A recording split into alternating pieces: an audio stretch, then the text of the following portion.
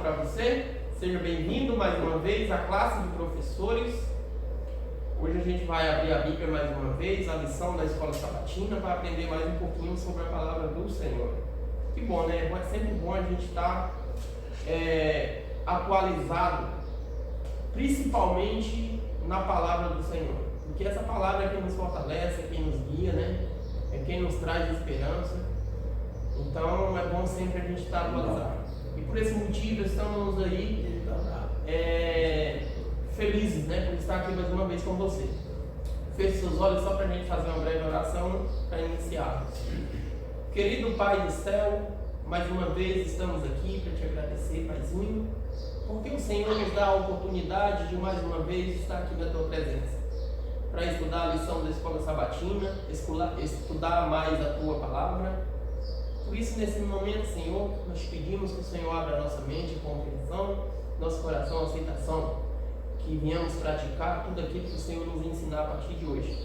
Nós te pedimos em nome de Jesus. Amém. Bom, missão em favor dos poderosos. Semana passada vocês viram que a gente estudou sobre a missão em favor dos necessitados, né? Semana a gente vai falar sobre a missão em favor dos poderosos. Os poderosos também precisam de Deus da mesma forma dos pobres, tá? Não é porque são poderosos, são ricos, são pessoas bem-sucedidas na questão financeira, né? Que não necessitam, da mesma forma que nós necessitamos da graça de Deus, da misericórdia de Deus todos os dias, os poderosos também, tá? Então nós vamos falar sobre esse assunto hoje. E o texto base do estudo de hoje está lá no livro de Mateus, capítulo 16, verso 26 em diante, tá? Nós temos o verso para memorizar e eu gostaria de ler para você. Diz assim a palavra do Senhor, Mateus 16, verso 23 em diante, tá? De que adianta uma pessoa ganhar o mundo inteiro e perder a sua alma? Ou que dará uma pessoa em troca de sua alma? Olha só, que texto, hein? O que adianta a pessoa ganhar o mundo inteiro e perder a sua salvação, né? Ou que dará uma pessoa, o que a pessoa vai dar em troca da sua salvação? Essa é a pergunta, né, irmão Dimar? Porque essencial, Deus ele dá para as pessoas, né? O ar para você respirar, a saúde, entendeu? O sol, a luz, o sono, quer dizer, isso aí Deus ele proporciona. Mas só que as pessoas que têm dinheiro, elas pensam assim que por estar num patamar elevado, né? Eles podem ter comprado a salvação. Tem gente que faz o bem, né, pensando que vai receber a salvação em troca disso daí. Quer dizer, despendia dinheiro, coloca ajuda. Isso é bem notório, né? Na sociedade que a gente vive hoje. Tem que eles alcançam por obra, né? Não é? Só que a lição da semana diz isso: o que adianta o homem acumular e ganhar dinheiro? Não tem como. Quanta história, né, do Alexandre Grande, quando ele morreu. Alexandre Grande, quando ele morreu, ele pediu, né, antes de morrer, que quando ele fosse conduzido ao cemitério, colocasse na frente os médicos, depois dos médicos colocassem todos os tesouros dele e as mãos dele, ele queria que as mãos dele ficassem de fora do caixão. Fosse sem roupa ainda, né? Ele queria que as mãos dele ficassem de fora do caixão. Aí o pessoal perguntou, mas por quê? Ele falou assim, porque é o seguinte, os médicos, não adianta, quando você está doente, o médico o que pode fazer só prolongar um pouco, mas ele não é a solução. Os tesouros não adiantou nada, a doença levou e matou do mesmo jeito. E outra, eu vim de mãos vazias e vou retornar de mãos vazias. Quer dizer, ele quis estar em uma grande lição, Só que hoje, na mentalidade de hoje em dia, a gente não pode generalizar, né, a classe rica. A gente não pode generalizar, dizer todos são assim. Não. Porque a Bíblia nessa semana ela destaca algumas pessoas que eram ricas, que eram famosas, que tinham posições, que eram doutores e que aceitou a palavra de Deus, enquanto outros que tinham dinheiro rejeitou. Então nós não podemos generalizar a classe dos poderosos e dos ricos. Mas acontece o seguinte, muitos têm o seu porto seguro na sua riqueza. Verdade. Irmã Dilma, uma coisa interessante é que as pessoas falam assim, Deus é um Deus de todo mundo, né? E isso é verdade, Deus é Deus para todos, né? Nesse pensamento, você citou aqui algo que Deus ele dá universalmente, né? A saúde, o vento, o ar, né? É universal, é para todos. Agora, a salvação já é uma coisa que você tem que conquistar. Você tem que conquistar. Ela é de graça, mas você tem que alcançá-la. E aí, como a gente está falando da questão do rico, né? E não pode generalizar, que a Bíblia nos apresenta ricos que foram pessoas que reconheceram, né, voltaram atrás e realmente foram salvas. E a gente vê pessoas que não teve a oportunidade e não quis, né? E quando a gente vai para a fase da financeira, como você estava falando, o dinheiro pode até comprar uma vaga boa no cemitério, né? Agora a salvação jamais. Não há dinheiro que compra a salvação. Inclusive porque a salvação ela não é vendida, né? Ela é de graça. Você sabe, esses dias eu estava vendo uma reportagem, foi agora no dia 2 de novembro, né? Os repórteres estavam lá no cemitério filmando, o pessoal estava ali visitando os túmulos, né? Os brasileiros têm essa prática, no dia 2 de novembro, de visitar os túmulos, porque afinal de contas existe. Aí eu estava filmando lá, o pessoal, alguns chorando, outros, né? E ele passou pelo túmulo de uma cantora famosa, né? Que morreu aqui no nosso estado, né? Pouco tempo atrás, acidente de avião. Não vou citar o nome, não. E aí, quando eles chegaram ali, aí o repórter filmando, né? E ela estava no mesmo lugar que estavam os pobres. Quer dizer que a morte, ela nivela todo mundo. Não tem como. Não tem como. A pessoa pode ter um pouco de dinheiro, ela pode até prolongar mais o seu sofrimento. Prolonga o sofrimento. Por quê? Porque uns dias a mais sofrimento, mas não compra a vida. Não compra. Entendeu? Quando a morte chega, ela bate na porta do rico, ela bate na porta do pobre, e todos, a Bíblia diz que vão para o pó da terra. De lá veio, volta para o pó da terra. Então a lição dessa semana quer dizer o seguinte, veja, a salvação e a morte são dois fatores que nivelam toda a sociedade. Se você é pobre, não tem nada é paupérrimo, a salvação alcança. Se você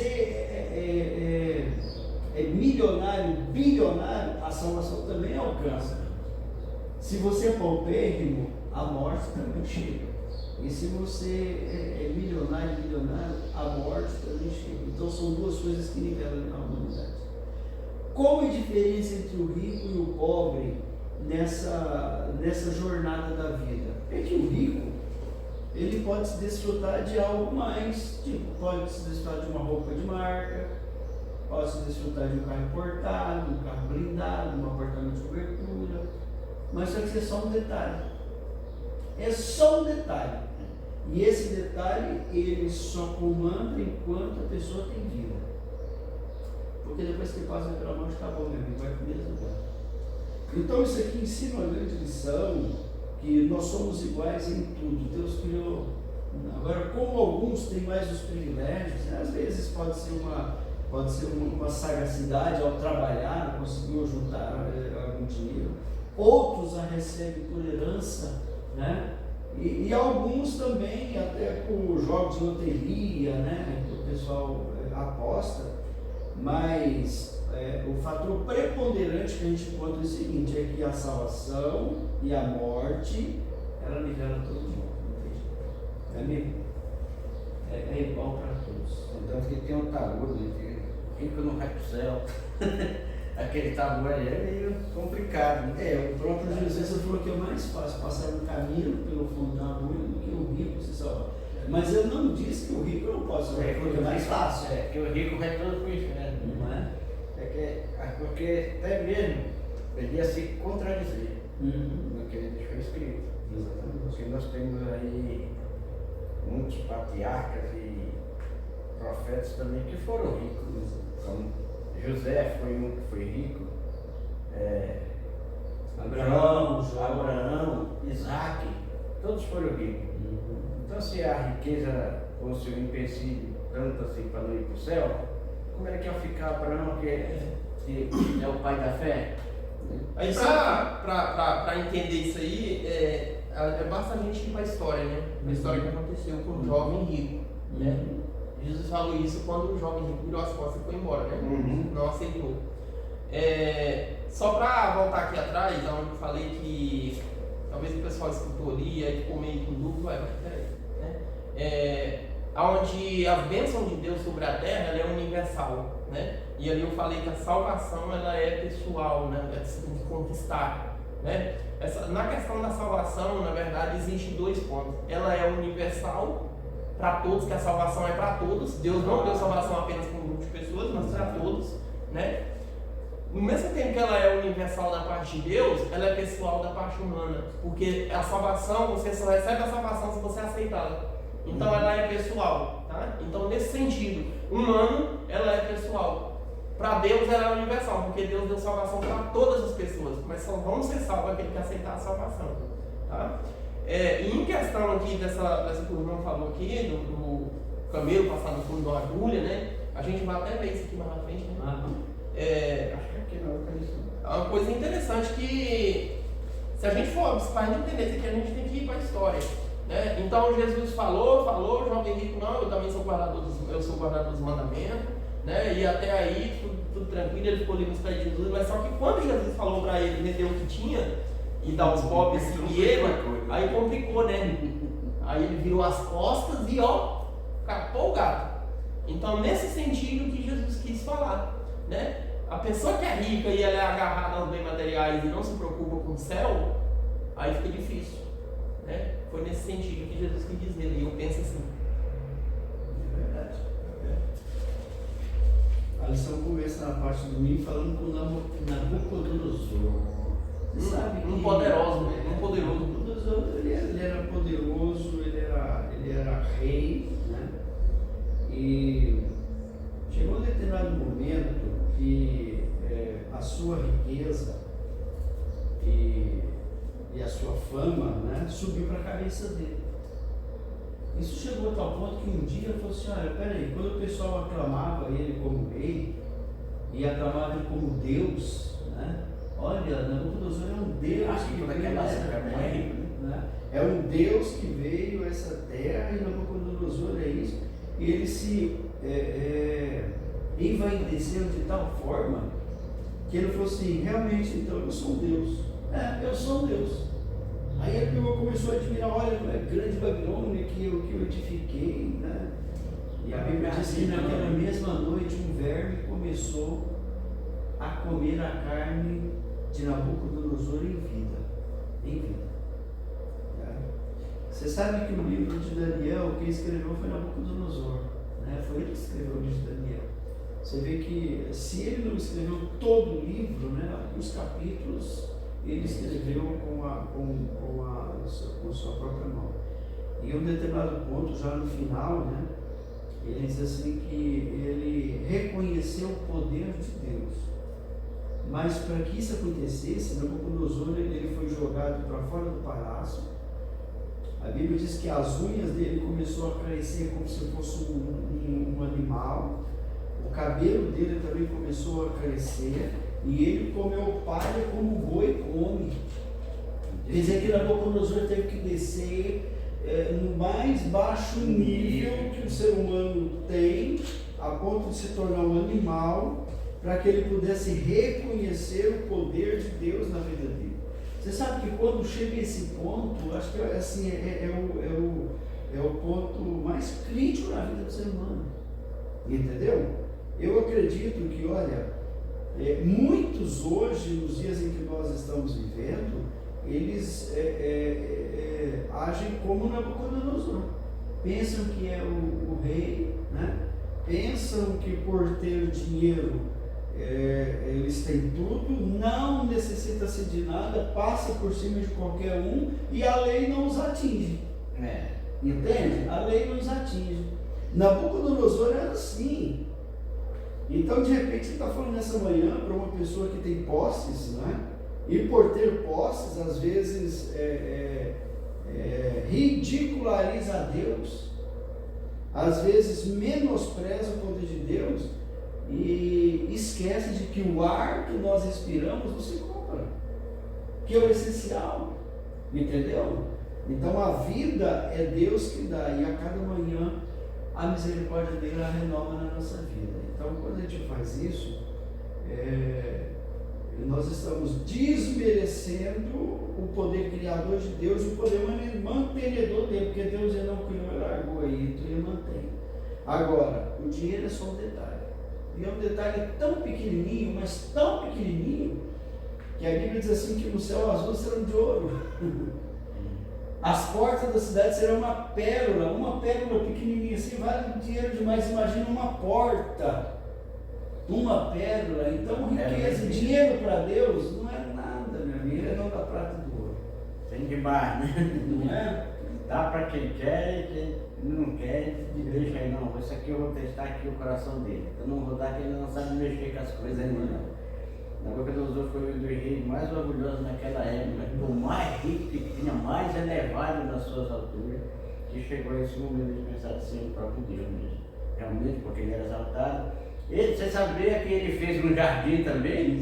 Ele plantou um jardim, diz, olha, que lindo jardim que eu fiz. E cruel, né? Aquele cara era muito cruel. Era um jardim suspenso. A Bíblia diz que Deus olhou para ele e disse assim, cara, eu vou dar uma lição dele agora. A história diz que ele foi bastante humilhado, muito humilhado, que chegou ao mais baixo nível.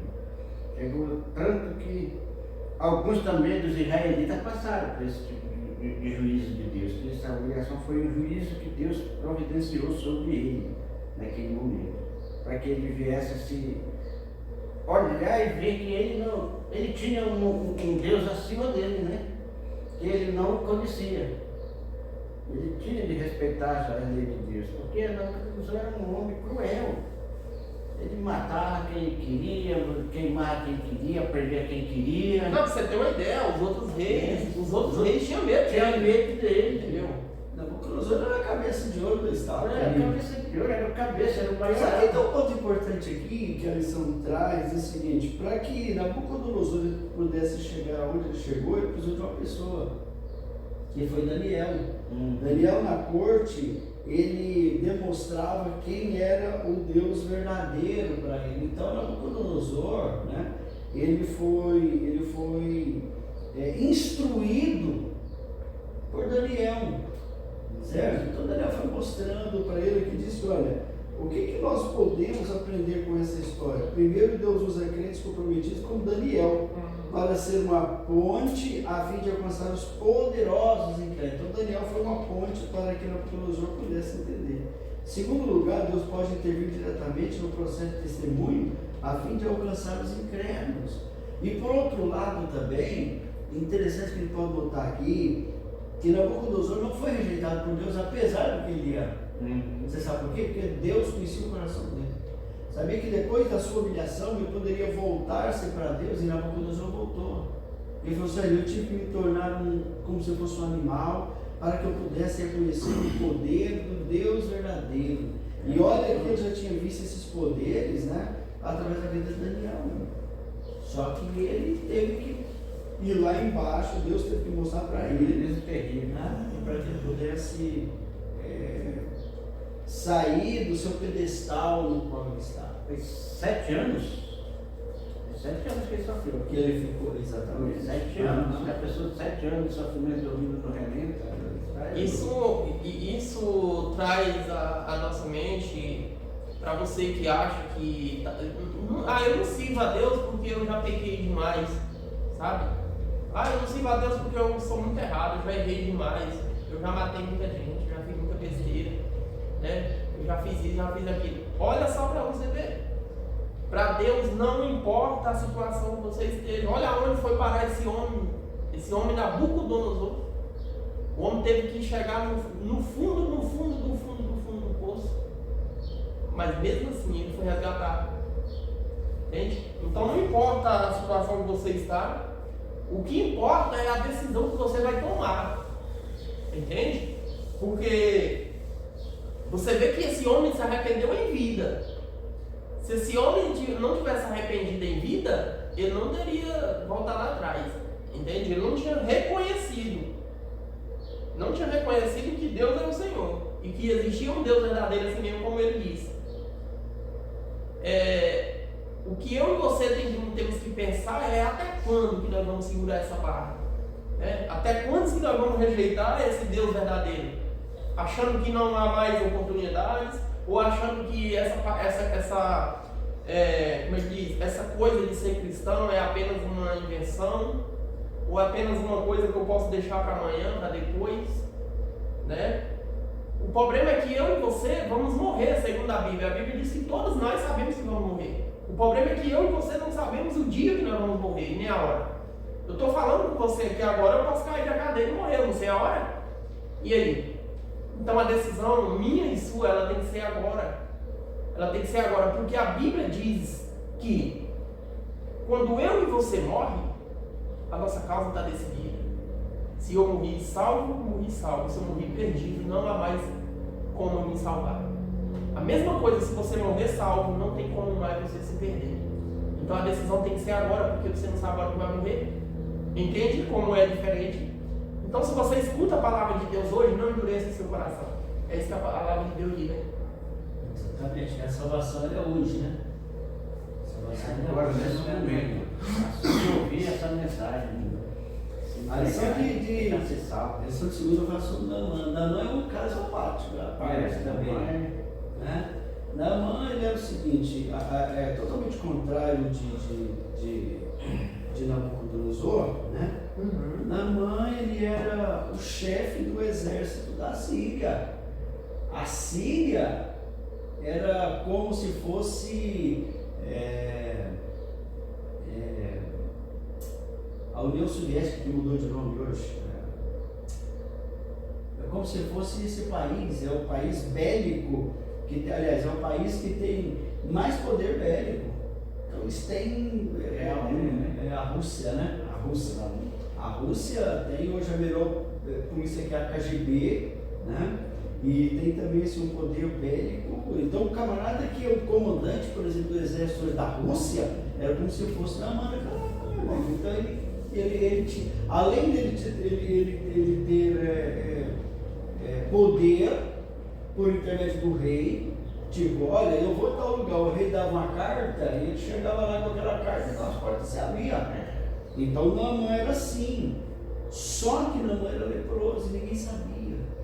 Ninguém sabia que ele era leproso. Naquela época, se soubesse, botava de fora. Então aqui, ó, há assim um ponto muito importante. Por ser uma pessoa famosa, ele vivia no meio de pessoas. Por ter a lepra, ele não podia viver, então ele tinha que viver à parte. Apesar de que no país dele, eu não sei qual era a lei para isso aqui, no povo de Israel, a pessoa tinha que gritar leproso, leproso, para que o caminho abrisse e as pessoas passassem. Eu acho que era geral, porque naquela época eles tinham a lepra como sem solução. Né? Então, se ficasse leproso, tinha que ir para a casa do leproso, não é? Podia ser quem fosse. A história diz que aquela menina cativa, você sabe que eu fico assim até às vezes indignado com algumas coisas. Por que a Bíblia não menciona o nome dessa menina? Só fala menina cativa, não menciona o nome dela, não fala que ela era filha, não fala sobre a sua origem, não fala quem é, né? Só fala uma menina cativa, que o povo Israel, que os assírios foi lá no povo Israel, matou o povo, de repente pode ter matado o pai dessa menina, a mãe, mataram a sua família, levou ela cativa lá para Síria. Um dia o seu senhor tirou a capa de cima e ela viu que ele era leproso.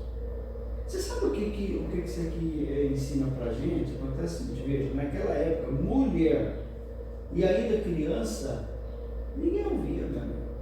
Era usar a esquerda, ninguém ouvia. A cultura daquela época, às vezes a pessoa pode estar assistindo e fala, não, mas isso aí você está desmerecendo as mulheres. Não, era naquela época, a cultura deles era assim. Se você pegar a Bíblia e ler a cultura, você vai ver que as mulheres eram discriminadas, né? Graças a Deus que isso tem mudado, né? E hoje as mulheres tem mulheres que tomam conta hoje de empresas, grandes empresas, né? Conduzem grandes aviões, carretas, né? Então a mulher ela está ganhando o seu espaço e isso é louvável. Mas naquela época era assim. Então aquela menina viu e falou assim, interessante. Por que o meu Senhor não vai lá na minha terra? Manda ele lá. Lá tem um profeta e o profeta vai curar ele, que era Eliseu. Ele já estava ali se lamentando nas últimas que não tinha mais remédio. Aí você sabe o que eu fico imaginando? Como que eles deram ouvido para aquela menina? Ah, mas pegou a menina. O fato é que a mulher de Naamã disse, olha, você precisa ir lá. Você tem que ir lá. Já que a rua está lá, você precisa estar. O que chama atenção no texto, né, na história, é que quando Naamã ele vai para Samaria, ele vai direto para o rei. Peraí, mas Deus pediu para ele ir ao rei. Você sabe o que isso aqui ensina? Ensina para o seguinte, que hoje as pessoas que têm posição, elas querem estar ao meio das pessoas que têm posição também. Entendeu? Não, peraí, eu chego lá, eu vou me rebaixar. Chega lá, eu vou ter que descer. Olha o que aconteceu com Cristo. Eu vou ter que descer, até conversar com o profeta. Quando ele chega para o rei de Samaria rasga a roupa e fala, peraí, esses camaradas estão assim, ele está querendo caçar, é um complô contra eu. Que afinal de contas eu sou Deus. Ele sabia que ele não ia curar o Naamã. Ele disse, não, eu não vou curar, ele vai me matar. Só que a menina não pediu que ele fosse ao rei. A menina não pediu que ele fosse ao profeta. Só que ele foi ao rei. Por quê? Posição alta. Hierarquia, né, demais? Ele como comandante, ele tinha hierarquia. Ele sabia respeitar a hierarquia. Não é? Porque a gente tem como desbravador. E uma das primeiras lições que a gente aprende existe hierarquia.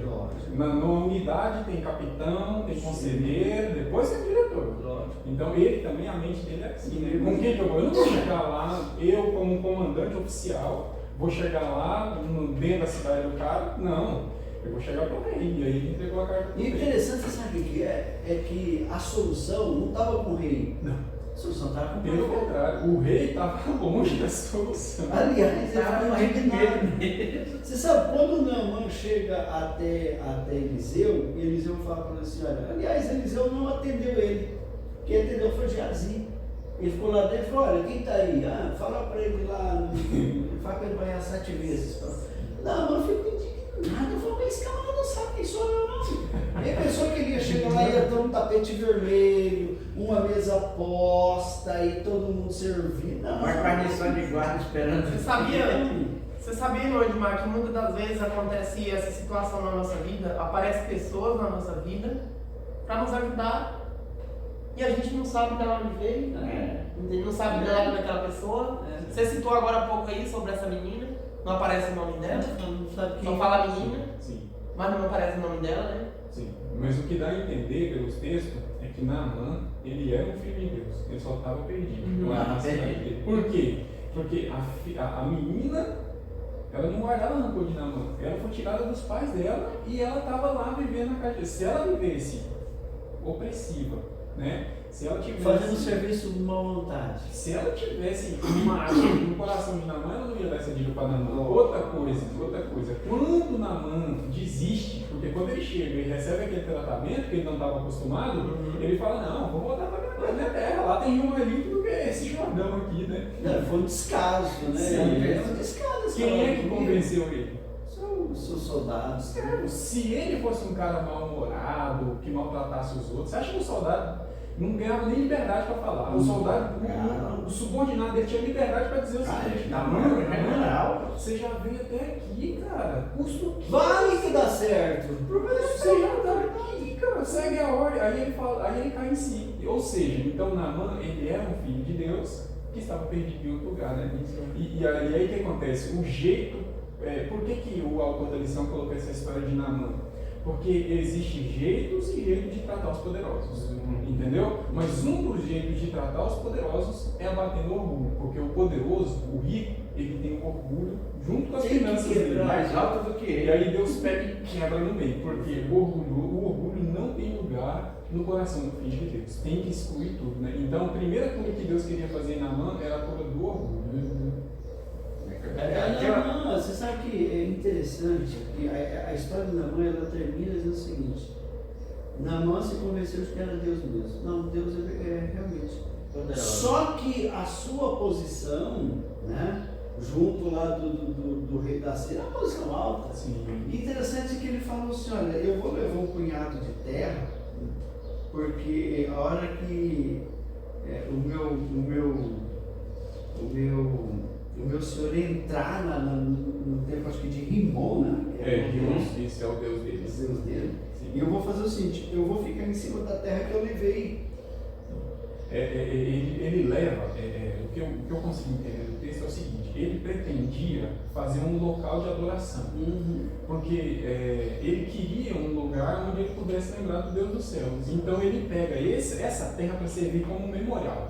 Ele pega essa terra, dessa terra ele monta algum altar, algum lugar onde ele pudesse estar em contato com Deus, né? E aí ele fala bem assim para o profeta, ele fala: a partir de hoje eu sou um adorador do Deus dos céus, não me curvo mais diante dos deuses falsos. Mas ele tinha que com entrar. uma exceção, com uma exceção, ele pede uma exceção. E sabe o que é engraçado? Deus concede. Não tem uma palavra de repreensão. Você sabe o que o outro ponto importante aqui? A gente poderia olhar assim, ó, e imaginar assim: Eliseu falou assim: esse camarada não entendeu, foi nada. Esse camarada está perdido. Eu acho que Só que ele usa outra palavra. Ele fala assim: ó, vai em paz. Por quê? Está salvo. Você Porque recebeu tá a salvo. salvação. Ele disse para ir em paz. E sobre a terra, o que eu estava tentando falar, fazer a hora sobre essa terra aí, pelo que eu entendi, porque naquela época eles adoravam deuses. Sim. E deuses deles faziam milagres só ali naquele local deles. Entendeu? Naamã foi criado lá junto desses deuses ali. E ele entendia assim. É por isso que ele levou a terra. Ele diz: agora eu conheço o Deus verdadeiro. Eu sei que esse é poderoso. Ele é só um Deus. E eu não vou estar aqui nessa cidade. Talvez ele pensou assim: não vou estar aqui nessa cidade. Como que eu vou adorar ele lá? Ele não vai estar lá comigo. Assim foi o pensamento dele: não vai estar lá comigo. Então eu vou levar daqui a terra, que é a terra da onde ele mora, que é onde eu botar a terra, lá ele está. Aí eu vou adorar ele. Tinha uma associação. Era essa a divisória do pensamento dele. Eu não sei onde foi que eu passei na lição, que aconteceu mais ou menos assim essa história. Não sei onde foi. Você foi na secção, você foi no local que eu vi, mais ou menos assim. Eles associaram, por exemplo, Deus à terra. Então, A terra. se Deus é o Deus da terra, então ele está na terra. Aqui, ó. Onde ele jogar, lá ele vai estar. Aqui tem um ponto importante, fala: embora Naamã não acreditasse no único Deus verdadeiro, seu primeiro pedido mostra que as influências pagãs ainda tinham algum domínio sobre o seu pensamento. Então ele pensava assim: não, então eu vou levar a terra como um amuleto. Tem gente que tem amuleto, tem gente que pega a Bíblia, abre o Salmo 91 e coloca na cabeceira da cama, aquele é um amuleto. Só que aí o que acontece? Eu fico pensando: por que Deus permitiu? Aí a resposta na minha mente vem da seguinte maneira: ele não foi ao reino do sul, ele foi até o reino do norte. E qual era a situação do reino do norte? Pior do que a dele. Pior do que a dele, mas muito pior do que a dele. Tanto é que quando ele chegou no rei, Ele chegou no rei e está voando no pagamento. quando ele chega no rei, o que o rei fala para ele? Meu amigo, eu não sou Deus, você está na... Ou seja, ele desconhecia que Eliseu estava na terra dele. E esse rei da época de Eliseu era um rei amigo de Eliseu.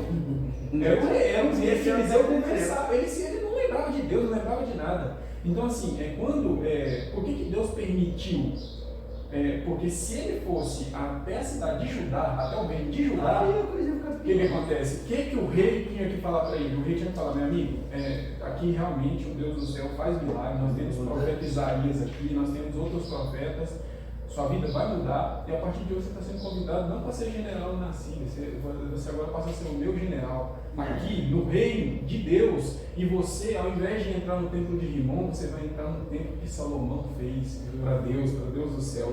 Só que em Israel, qual era o lugar de adoração em Israel naquele dia? Era Baal, filho. Era os bezerros de ouro que Jeroboão, filho de Nebate, fez e colocou em cima do monte de Samaria.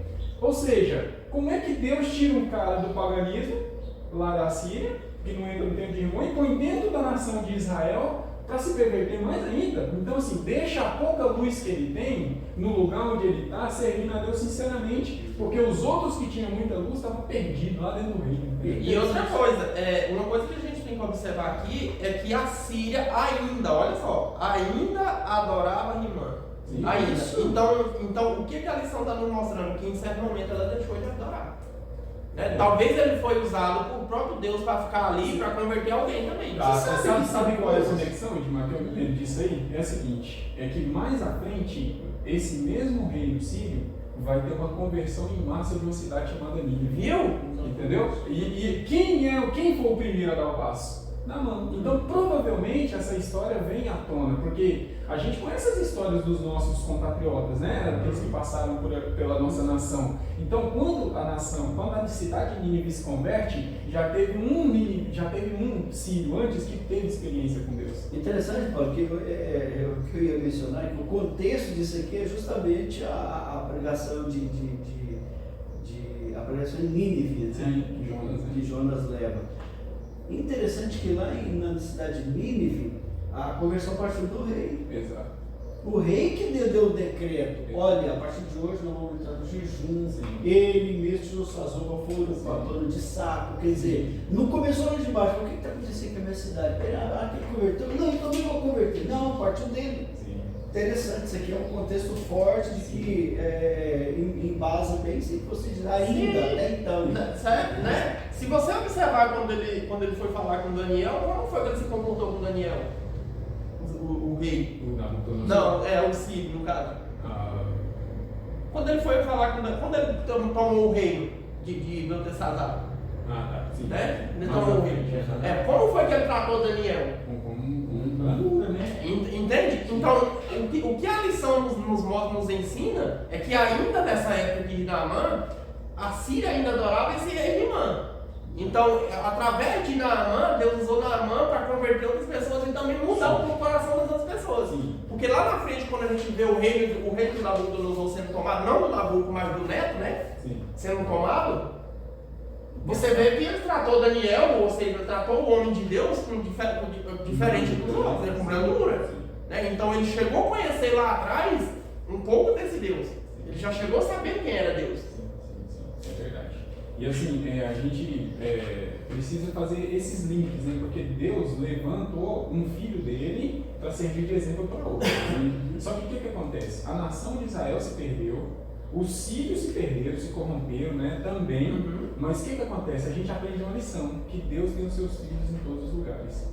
Né? Entre os escravos e entre os poderosos, entre os reis e entre os plebeus. Ou seja, Deus tem os seus filhos em todas as nações, em todos os lugares.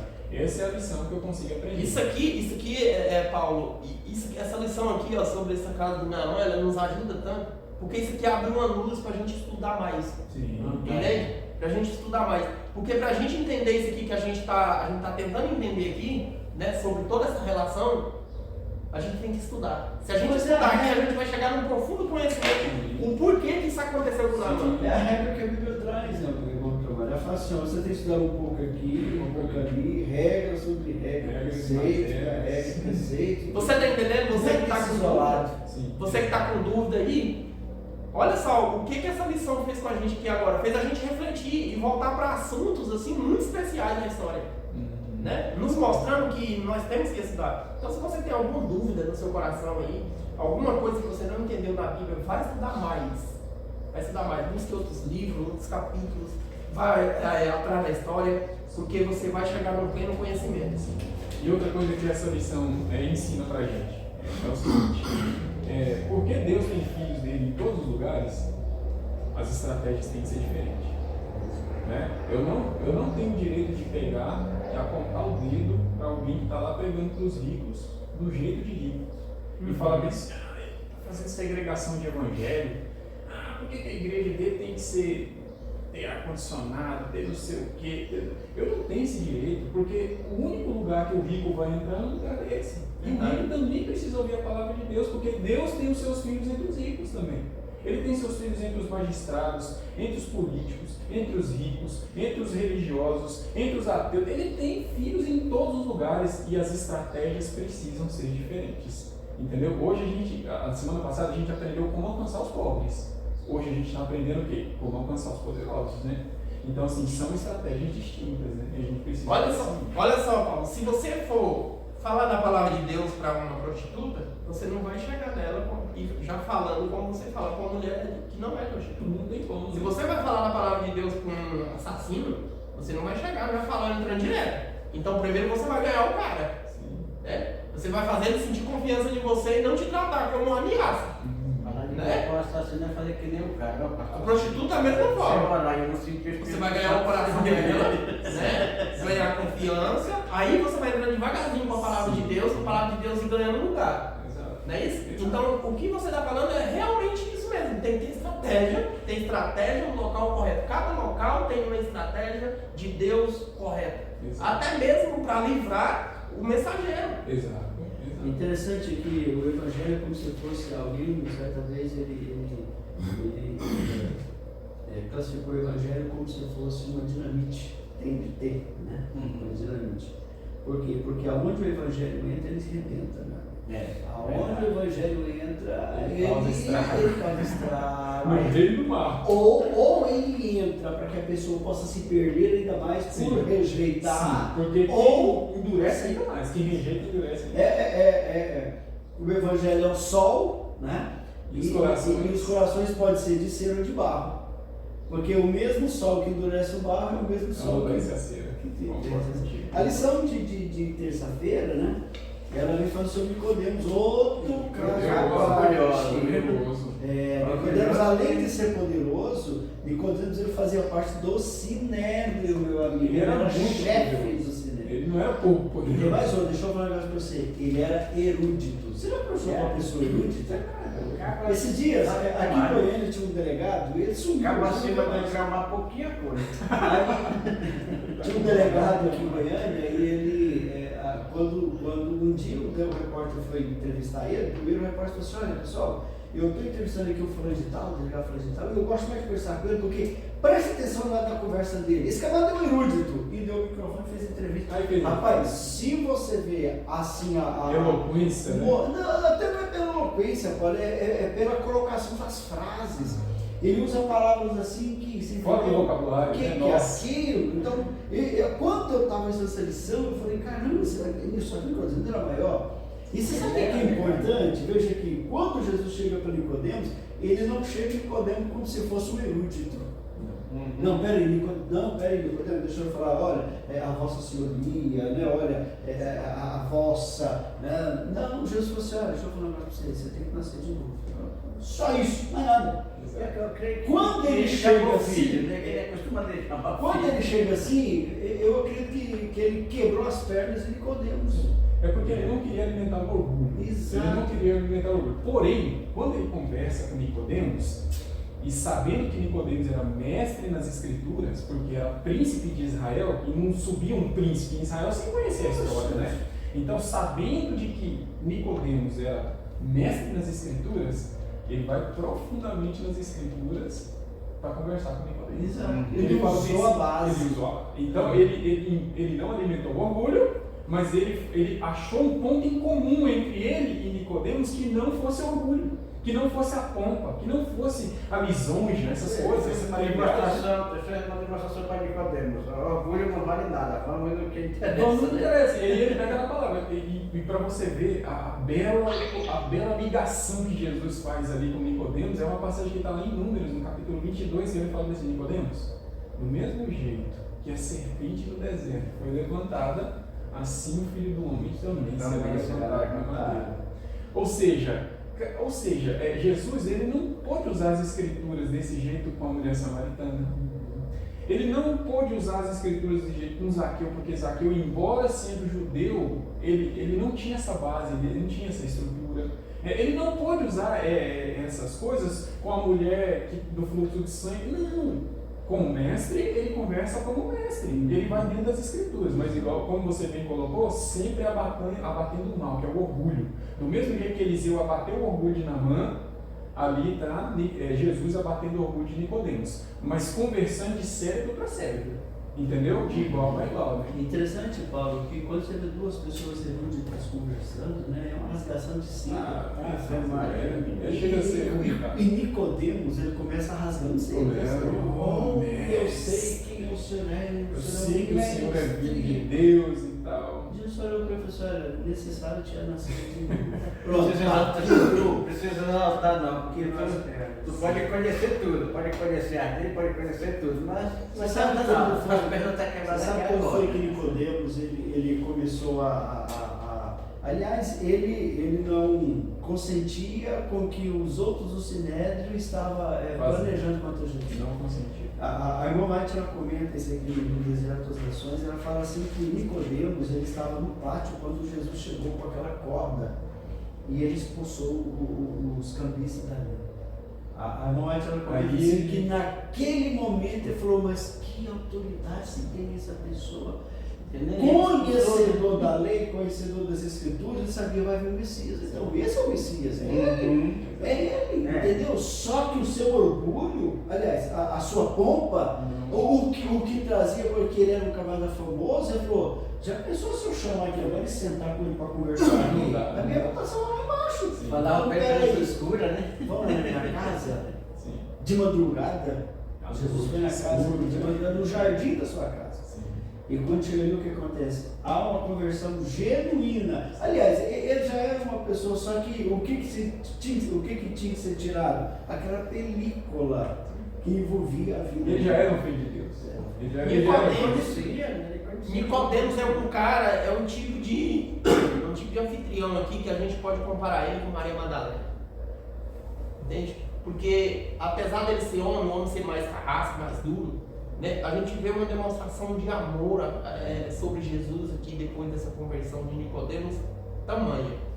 Se a gente olhar na história, a gente vai perceber que Nicodemos ele levou mirra e aloés para ungir o corpo de Jesus depois da morte.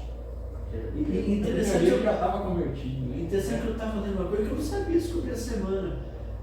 José de Arimateia e Nicodemos, foi os dois que foram pedir o corpo de Jesus. Eles não conversavam com Pilatos. E eram os dois mais influentes lá. Mas eram os dois justos. Entendeu? Eram os dois que não concordavam com injustiça. Então, assim, o diabo ele encontra pontos em comuns. Eu costumo dizer o seguinte: muita gente serve o diabo sem fazer pacto com ele. Como é que as pessoas servem o diabo? Deixando que está de ruim no coração tomar conta.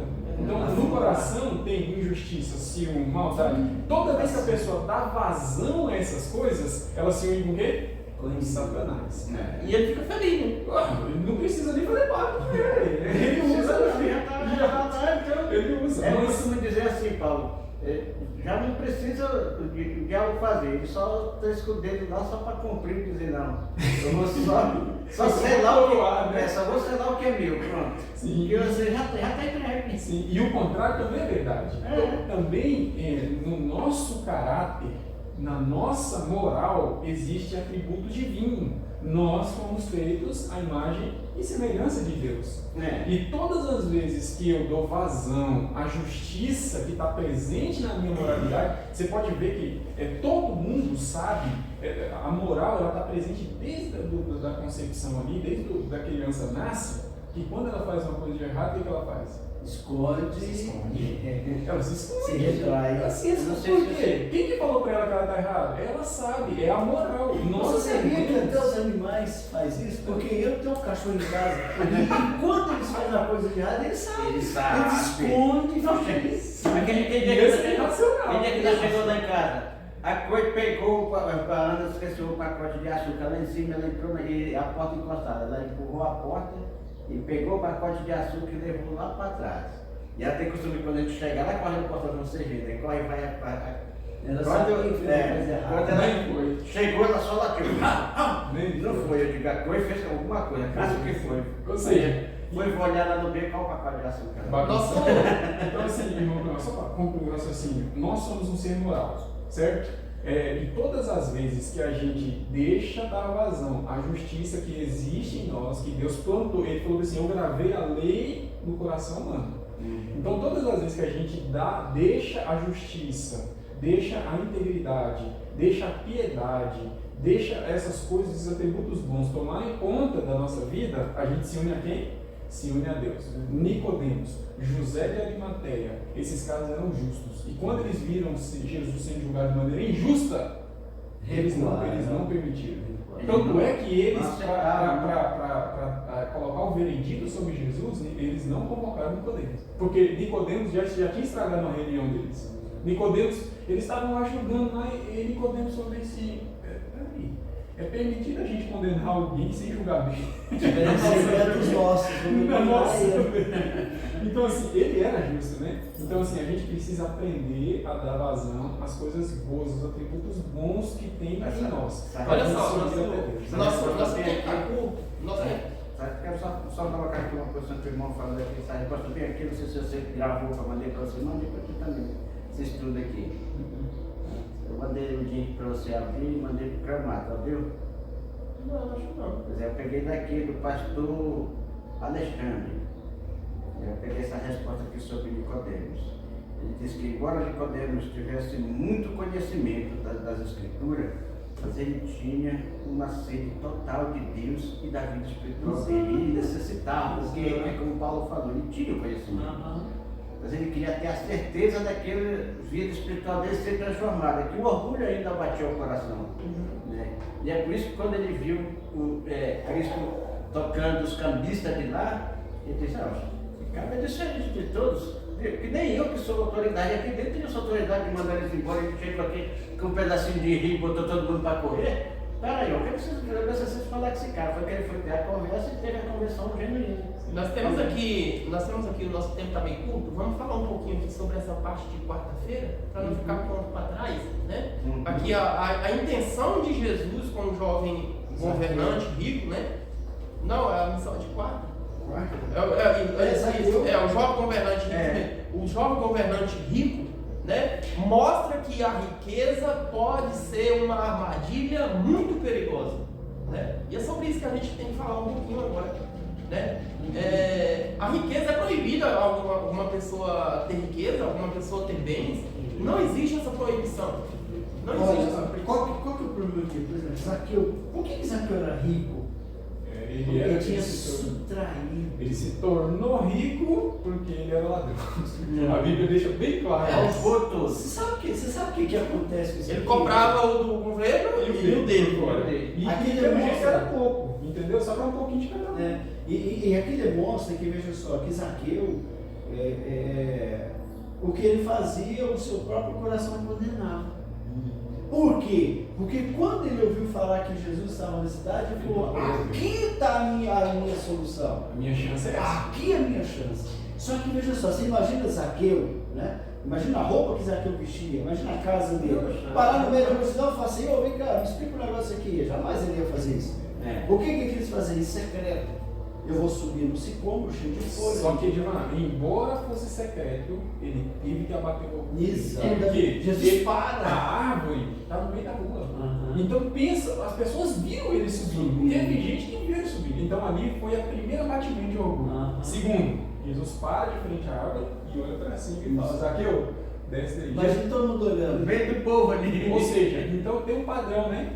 Para as pessoas aceitarem Jesus os poderosos. O orgulho tem que ser abatido. Tem que ser abatido. Agora, interessante que Jesus não usou as mesmas palavras que ele usou para Nicodemos, ele não usou para não dava, né? Ele nem pediu para Nicodemos falar: você é ladrão, você roubou isso. Eu posso falar uma coisa para você? Se você quiser me seguir, primeiro você tem que ver se ele é tudo que você roubou. Não, ele não precisa falar isso. A necessidade no coração de Zaqueu, ela aflorava, só que ele precisava ver Jesus. Era assim, era o cúmulo de tudo. Quando ele vê, aí ele tem a sensação de que ele precisa agora E olha como é que Jesus trabalha, porque quando Zaqueu se corrompe, ele cria um problema de identidade, porque ele não era mais aceito na sociedade. Então as pessoas olhavam e falavam, ele é um publicano, ele não merece ser tido como judeu. Quando Jesus entra na casa dele, Jesus fala assim, esse homem também é filho de quem? De Abraão. Esse também é filho de Abraão. Então Jesus mexe na identidade dele, ele fala, Zaqueu, não é porque você está nessa situação que você deixou de ser filho de Abraão, meu filho. Você é um filho de Deus, você é da descendência. Quando ele ouve essas palavras, aí o que ele diz? Ele fala assim, Senhor, se eu roubei, eu vou devolver. Então, ou seja, Jesus trabalha na identidade dele para poder converter ele, né? Jesus é sábio. Agora eu fico imaginando o pensamento dele, né? Falar, rapaz, que sabedoria que esse homem tem. Aí é uma demonstração que nós devemos tirar, que Deus ali ele mostrou para a sociedade daquela época, e para nós hoje também que lemos a história, que nós não temos autoridade nenhuma de tirar ninguém de dentro da igreja, do povo de Deus. Aqui fica uma interrogação muito grande, que a gente pergunta o seguinte, por que para o jovem rico Jesus pediu para ele vender o que tinha e dar aos pobres? Interessante isso aí. Porque você deve ter a resposta, mas eu imagino assim, que Zaqueu, ele permite um convívio com Jesus. O jovem rico não queria conviver com Jesus, ele queria ser louvado por Jesus naquele momento. Ele aproxima. Não queria se desfazer do que ele tinha. Quando o jovem rico se aproxima, ele vem naquela capa, porque ele imaginou o seguinte: vou receber o louvor de mais um. Ele já estava acostumado a receber o louvor. Bajulado. Então ele chega bajulando, né? Oh, bom mestre. Aí Jesus fala dele: peraí, bom é Deus. Você não acredita que eu sou Deus? Não é bom, é Deus. Então você está me chamando de bom para quê? Para me bajular? Eu não estou afim disso. Se você quiser entrar no reino, você não guarda os mandamentos. Então, assim, ele não queria conviver com Jesus. Porque se ele quisesse conviver com Jesus, bastava ele chegar: Jesus, hoje o Senhor vai comer na minha casa. Hoje eu preparei um banquete para o Senhor. Hoje eu fiz os meus servos preparar o melhor. Eu quero conviver com o Senhor, eu quero entender melhor o Senhor. Ele não estava disposto. Então Jesus não tinha outra oportunidade. Ele foi ao ponto. Porque se ele convive com Jesus, não precisava de Jesus acusar ele naquele jeito no meio de todo mundo, entendeu? Foi a única chance que ele teve, eu acho até sim. A única chance que ele teve, a última chance de salvação. E ele jogou fora. Interessante que a Bíblia não menciona mais nada sobre o jovem rico. Não foi embora, Não, verdade, riscado. E a gente aprende, só para encerrar, a gente aprende o seguinte, que se eu estiver disposto a me relacionar com Jesus, a misericórdia dele vai se renovar para mim todas as manhãs. A partir do momento em que eu deixo de me relacionar com Jesus, as chances são mínimas. Então pode ser que alguém esteja aí, né, e ele não está afim de se relacionar com Jesus. Então, meu amigo, talvez a chance sua é quando alguém para conversar com você, é quando você está sentado na igreja ou no sermão, né? E aí as chances são poucas, toma cuidado. O jovem rico se perdeu porque ele diminuiu as chances por não querer conviver com Jesus. E sem Jesus não tem sucesso, né? Não tem sucesso. Ora para nós, terminar, Paulo? Sim, vamos. Pai querido, nós agradecemos pela lição da Escola Sabatina, pelo estudo da Bíblia que nós tivemos aqui hoje. O Senhor nos ensinou hoje que existem estratégias para alcançar todas as pessoas. E o Senhor nos ensinou que o orgulho não tem lugar no teu reino.